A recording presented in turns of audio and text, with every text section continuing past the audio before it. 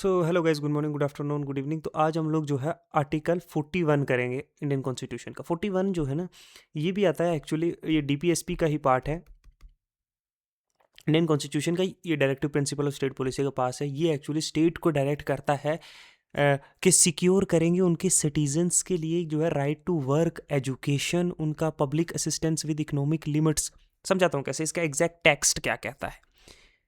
ये प्रोविजन इस आर्टिकल का जो 41 का है वो ये कहता है कि स्टेट का डेफिनेशन मैंने आपको बताया था आर्टिकल 37 में भी, आर्टिकल 13 में भी, with in the limit of its economic capacity and development.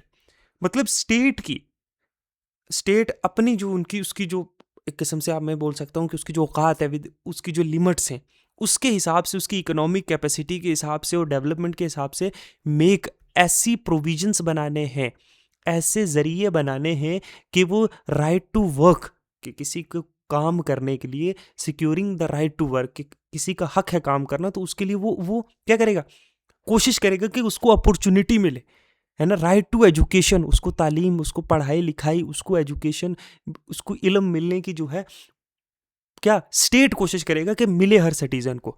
And public assistance, और पब्लिक मतलब सरकारी जो है मदद मिले इन केस अगर वो अनएम्प्लॉयड है, बेरोज़गार है, या फिर ओल्ड एज है, या फिर बूढ़ा इंसान है, या फिर बीमार है, या उसको कोई डिसेबिलिटी है। डिसेबिलिटी समझते हो ना, हाथ पाँव, पोलियो हो सकता है, कोई बीमारी हो सकती है, क्रोनिक डिजीज़ हो सकती है, ही कोई लिम्स नहीं है उसकी, ब्लाइंड है, कुछ भी है, कुछ डिसेबिलिटी है, ही कांट हेयर और ही कांट सी, या in other cases of undeserved want.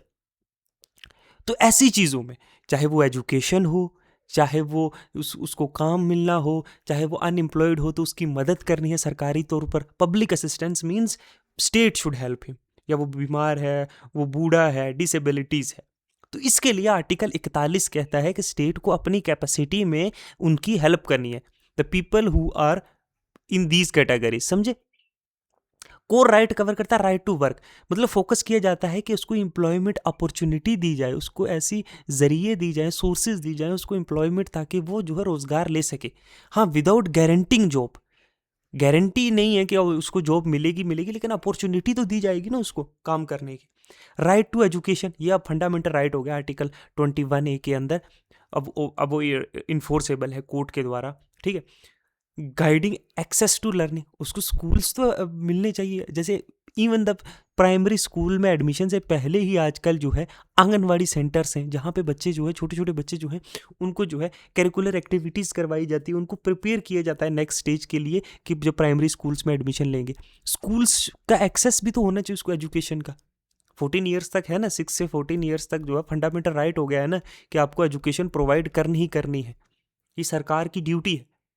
Public assistance मतलब सरकारी जो कवर करता है सपोर्ट, अगर वो अनएम्प्लॉयड है उसको कुछ अलाउंसेस मिलने चाहिए, वो बूढ़ा इंसान है उसकी कोई टेक केयर करने वाला भी नहीं है, अगर वो बीमार है तो जैसे हेल्थ इंश्योरेंस आता है 5 लाख का, इस तरह की चीज़ें। डिसेबिलिटी के लिए उसको जो है, अगर वो चल नहीं सकता तो उसको व्हील चेयर मिलनी चाहिए, गरीब है तो उसको कुछ अलाउंस मिलना चाहिए, खाना, रोज़गार कुछ मिलना चाहिए ताकि वो सर्वाइव कर सके।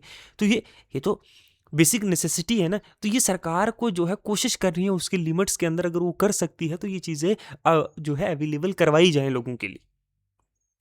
लीगल राइट है, ये पार्ट 4 में आता है डीपीएसपी के, नॉन जस्टिसिएबल है, मीनिंग के कोर्ट जो है वो इंटरफेयर नहीं कर सकता डायरेक्टली उसको इन्फोर्स कराने के लिए। एक पॉलिसी की तरह एक्ट करता है, गाइड करता है वेलफेयर स्कीम्स, जैसे पेंशन की स्कीम है, जॉब के प्रोग्राम है, जैसे मनरेगा नहीं है, मनरेगा मनरेगा तो 120 डेज गारंटी करता है आजकल जॉब, ठीक है। Okay. Balancing the states financial capacity, state की फाइनेंशियल कैपेसिटी को देखते हुए जो है आपको जो है हेल्प करनी, ठीक है। तो ये चीज़ें जो है आर्टिकल 41 के अंदर आती थी। इतना सा है, बाकी कुछ ज़्यादा नहीं है इसके बीच में, ठीक है। तो ये भी एक डीपीएसपी है, डीपीएसपी क्या पार्ट 4 है, मैं आपको बार बार बताता हूँ, याद रखना है कि कौन से आर्टिकल्स कहाँ पे लाई करते हैं, डीपीएसपी में कौन से आर्टिकल्स हैं, डीपीएसपी कौन से पार्ट का जो है कॉन्स्टिट्यूशन के कौन सा पार्ट है, फंडामेंटल राइट में कौन कौन से आर्टिकल आते हैं। जैसे मैंने बताया था कि आर्टिकल 13 या 14 से लेकर जो है 32 तक में जो है फंडामेंटल राइट्स हैं। इसमें भी राइट टू इक्वालिटी में कौन कौन से आर्टिकल आते हैं, रिलीजियस फ्रीडम में कौन कौन से आर्टिकल्स आते हैं, डिस्क्रिमिनेशन के लिए कौन कौन से आर्टिकल हैं, आर्टिकल 21 के अंदर कौन से राइट्स हैं, आर्टिकल 19 के अंदर कौन से राइट्स हैं। तो ये चीज़ें याद रखने के लिए जो इंपॉर्टेंट हैं, जो आए गए हर एग्जाम में जो है एमसीक्यूज में डाल दिए जाते हैं।